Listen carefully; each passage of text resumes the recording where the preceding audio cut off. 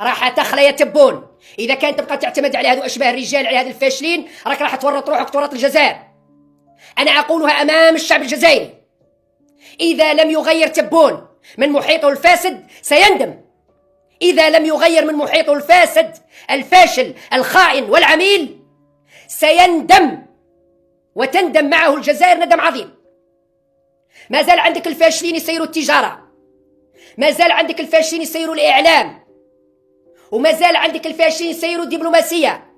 عليك ان تغير، عليك ان تغير يا تبون وتتماشى.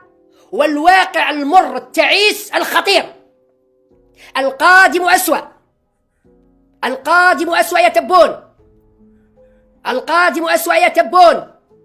جيب رجال دولة نظاف، ما تجيبش المخنثين، ما تجيبش الفاشلين، ما تجيبش الخونة والعملاء، ما تجيبش الساقطين.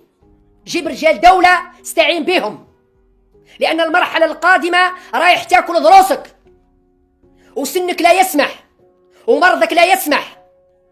جيب رجال اللي يعاونوك، جيب رجال اللي يعاونوك، لأن المرحلة القادمة خطيرة وخطيرة وخطيرة جدا جدا جدا جدا جدا.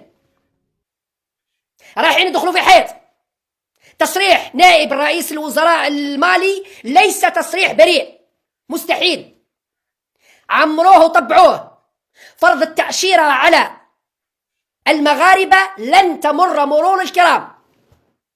فرض التأشيرة على حاملي جوازات السفر المغربية لن تمر مرور الكرام، ولن يغفر لك اللوبي الصهيوني في فرنسا وفي إسرائيل وفي أمريكا وفي المغرب وفي كثير من دول العالم. اللوبي الصهيوني لن يغفر لك هذا القرار الشجاع التاريخي.